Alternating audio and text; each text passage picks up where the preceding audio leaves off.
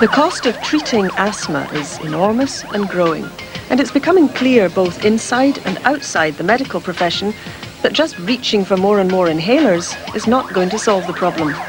The evidence is that Ventolin is overused. You can take a ton of Ventolin today and it doesn't make your asthma any better tomorrow. Recently, an apparently bizarre new treatment called the Buteyko method has arrived in Britain. Its proponents claim that asthma is caused by over-breathing. So the answer is simple. You improve your asthma by learning to breathe less. If the theory is true, it is going to completely change the way that we think about asthmatics and possibly some other conditions as well.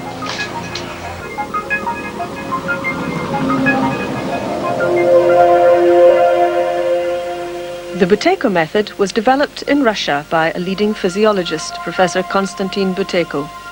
After initial skepticism, the technique's been used extensively there for the last 15 years. Now, news of the Buteyko method is beginning to spread.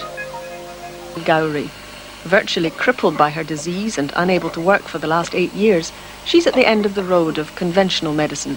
Well, I do have a lot of hospital admissions. From March alone this year, I've been in 6 times. And then I have times where I don't go in. I try and treat myself at home. But I do take an awful lot of medication. This medication rules Donna Gowrie's life.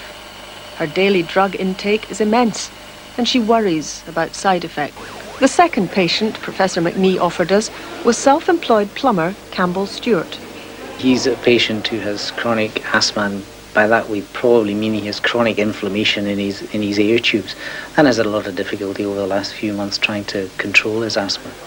The last 3-4 weeks at work, I've been getting out of the car, walking 10-20 yards, and really being breathless, coughing, you know, and spitting up phlegm in that city hospital with a doctor at knee, and he says, stop smoking, and with the course of tablets I'm going to give you, inhalers and everything, you'll be able to walk around the golf course in 2-3 years' time.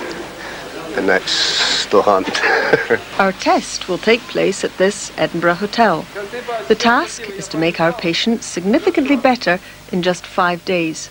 As the cameras home in for the first session, Sasha Stalmatsky is having a last chat with his mentor in Russia, Professor Buteyko. It all looks rather strange, but it does have a scientific rationale. Every time we breathe out, we blow off carbon dioxide. But carbon dioxide is not just a waste gas.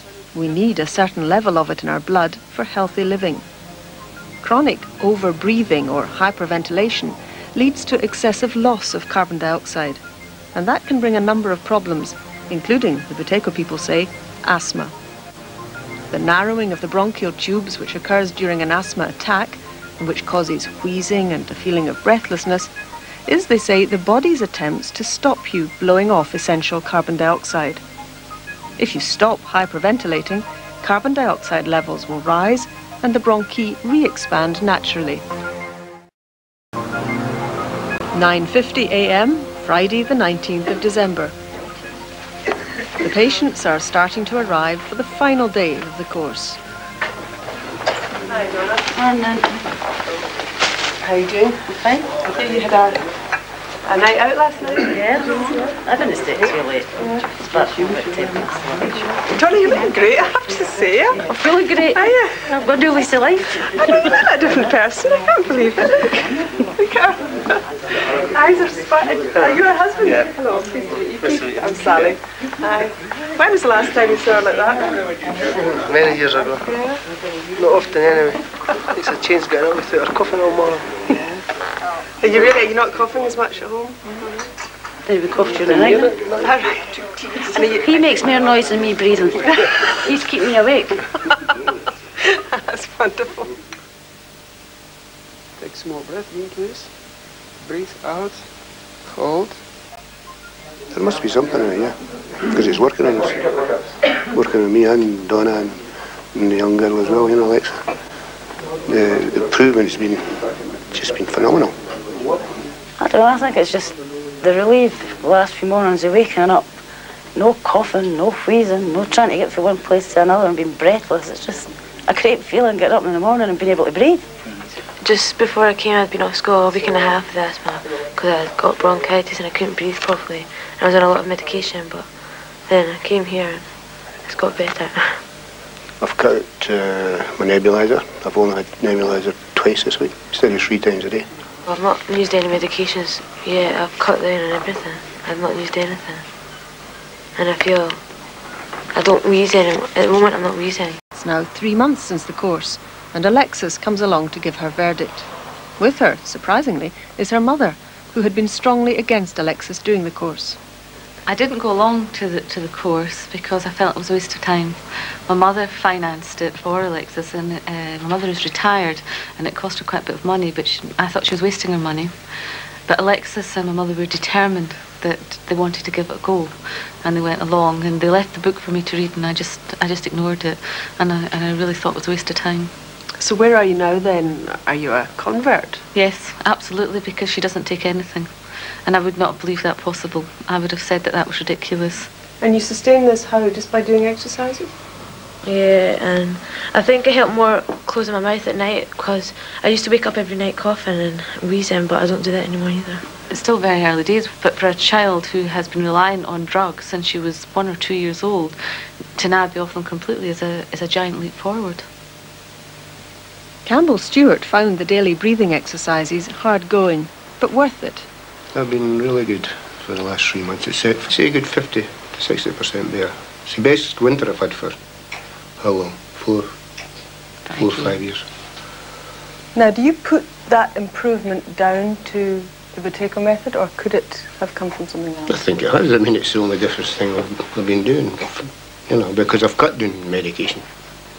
I'm only on salbutamol inhalers, you know, when they're required, and Flexitide steroid inhaler, 2 puffs in the morning, 2 at night. Did you ever really think it would do you any good? No, to be honest with you, I didn't. It surpassed what I thought, because I didn't think anything would have happened, to be honest with you. I didn't think it would have made any difference to me. And what of Donna Gowrie? She's had her ups and downs, but is feeling positive. Been a lot better. Definitely a lot better. Big difference. Everybody, my whole family, see a big difference in me. Is that right? Yeah. Even neighbours. What do they say? Just says that they've never seen me looking so good. I suppose we have to remember that you've been a very severe asthmatic, and I mean, you were never looking for a miracle cure, were you? Oh no, I wasn't looking for a miracle cure. I was just looking for something to help me. And you got that? Yeah. But there's one more point about Buteyko. It could save the rest of us quite a bit of money. Indeed, according to Dr. Spence, it already has. The simple fact is that in 34 patients, prior to Buteyko, they were costing £15,000 a year for their asthma medication. After Buteyko, they cost £5,000. That's a reduction of 2/3 in their drug bill. If this was extended to the rest of the country, very significant savings could be made.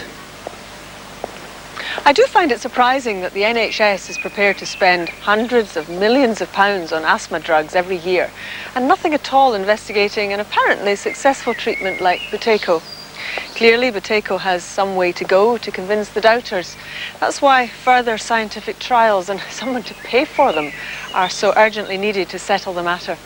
But it has to be said that our 3 patients don't seem to need much convincing. Alexis has joined a synchronised swimming class. Donna has booked her first holiday in years. And Campbell is finally able to pursue an old dream.